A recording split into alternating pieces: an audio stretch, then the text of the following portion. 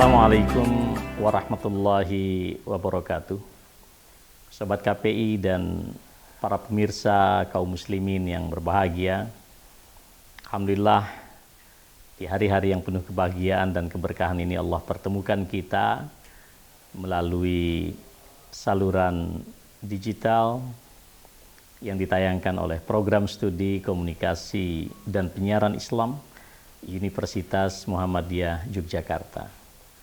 Mudah-mudahan program studi ini selalu mencerahkan dan memberikan manfaat yang sebesar-besarnya bagi generasi muda muslim, kaum muslimin, dan juga untuk Indonesia, bahkan untuk dunia. Sobat KPI dan pemirsa sekalian yang saya muliakan, salah satu prinsip kehidupan yang diajarkan di dalam Islam atau di dalam Al-Quran adalah agar kita dapat menjaga keseimbangan di dalam kehidupan kita pribadi, kehidupan sosial, bahkan juga kehidupan kita berbangsa dan bernegara. Dalam kehidupan alam semesta, Allah mengajarkan kita di dalam surat Ar-Rahman, was-samaa'a rafa'aha wa wada'al mizan alla tatghaw fil mizan wa aqimul wazna bil qisti wa la tukhsirul mizan.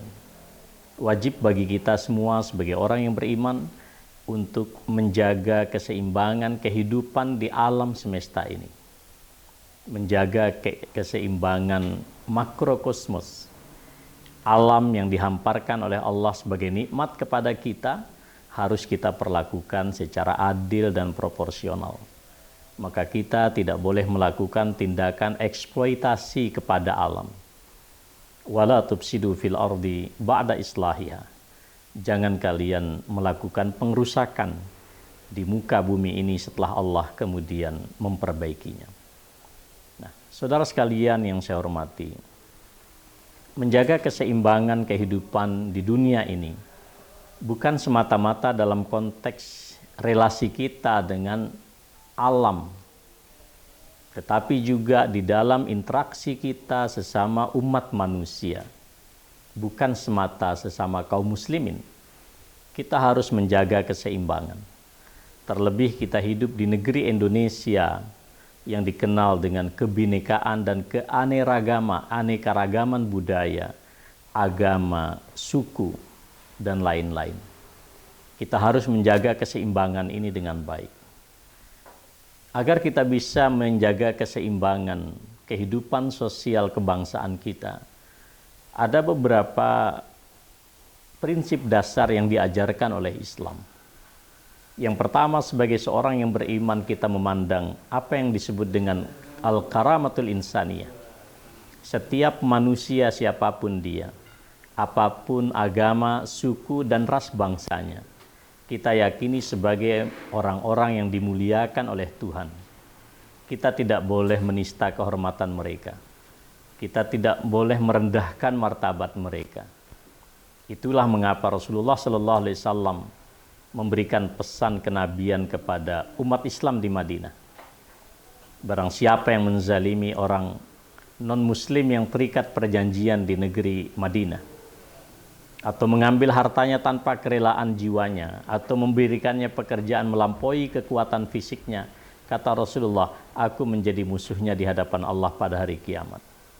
Suatu ketika Rasulullah di hadapan para sahabat berdiri seketika ketika beliau melihat jenazah seseorang yang sedang diusung, dan para sahabat berkata, wahai Nabi, mengapa engkau berdiri juga? Padahal yang diusung itu adalah jenazah seorang Yahudi. Dan Nabi dengan singkat mengatakan, bukankah dia juga manusia yang mempunyai nyawa? Kita melihat bagaimana Rasulullah memuliakan manusia karena dia adalah manusia. Yang kedua, kita meyakini sebagai muslim bahwa perbedaan di antara kita, perbedaan agama, perbedaan suku bangsa, ras bahasa, dan seterusnya, itu adalah perbedaan yang bersifat kodrati. Seperti perbedaan siang dan malam, kita tidak memiliki daya upaya untuk merubah perbedaan itu. Walau syaa rabbuka laja'alan nasa ummatan wahidah. Kalau Allah menghendaki, Allah jadikan manusia ini satu. Tidak perlu ada umat manusia di Arab, Tidak ada perlu ada benua Afrika, Amerika, dan seterusnya. Dijadikan saja satu. Tetapi Allah tidak kehendaki itu, karena itu adalah bersifat kodrati. Dan tugas manusia adalah untuk menerima kenyataan itu. Yang ketiga, juga kita meyakini bahwa di dalam Islam tidak dikenal apa yang disebut dengan pemaksaan. La ikraha fiddin. Kita memang sebagai para da'i, kita sebagai para mubalik, kita menyampaikan ajaran-ajaran yang baik dari Allah. Tapi kita tidak memiliki hak untuk memaksa siapapun masuk ke dalam agama. Afa anta tukrihun nas hatta yakunu mu'minin. Rasulullah pernah ditegur oleh Allah. Apakah engkau akan memaksa manusia semuanya sehingga mereka beriman kepadamu? Lasta alaihim bimusaitir. Kau juga tidak bisa memaksa mereka karena engkau tidak bisa menguasai mereka semuanya. Poin yang keempat, saudara sekalian, dakwah yang kita bangun adalah dakwah di atas hikmah. Dakwah yang dibangun di atas seruan-seruan yang baik, pesan-pesan kebaikan universal. Juga dakwah yang kita bangun adalah dakwah dengan argumentasi. Kita sampaikan Islam ini sesuai dengan tuntutan-tuntutan zaman. Kita tidak bisa mendoktrinkan Islam secara sepihak. Kita harus sampaikan Islam ini secara hikmah. Kita harus sampaikan Islam ini dengan pesan-pesan kebaikan. Kita juga sampaikan Islam ini dengan argumentasi yang ilmiah. Ya, ud'u ila sabili rabbika bil hikmah wal mau'izatil hasanah wajadilhum billati hi ahsan. Terakhir, saudara sekalian, dalam konteks relasi sosial di antara kita, hubungan antar umat manusia, kita harus menegakkan prinsip keadilan secara universal. Tidak boleh kita memisah-misahkan atau berlaku tidak adil hanya karena seseorang itu bukan dari kelompok agama kita. Itu tidak boleh. Ya. Wa aqsitu innallaha yuhibbul muqsitun. Wa idza hakamtum bainan nas an tahkumu bil adl. Jika kalian mengadili di antara umat manusia, adili mereka dengan seadil-adilnya. Suatu saat Abdullah bin Rawahah ditugaskan oleh Nabi untuk melihat berapa upeti yang harus dibayarkan ke negara Islam.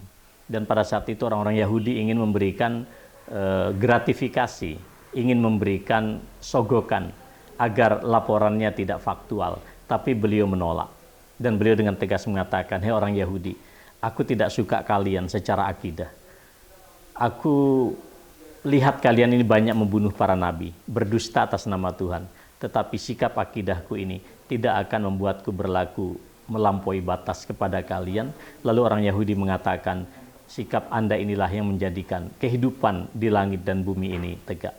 Saudara sekalian, mudah-mudahan beberapa prinsip dasar dalam Islam, di dalam kehidupan kita yang beraneka ragam, majemuk, penuh dengan kebinekaan, harus memberikan inspirasi bagi kita. Kita menghormati orang karena dia adalah manusia yang memang juga dihormati oleh Allah Subhanahu wa Ta'ala, dan tentu juga beberapa prinsip lainnya. Demikian tausiah singkat pada sore hari ini. Mudah-mudahan bermanfaat. Wassalamualaikum warahmatullahi wabarakatuh.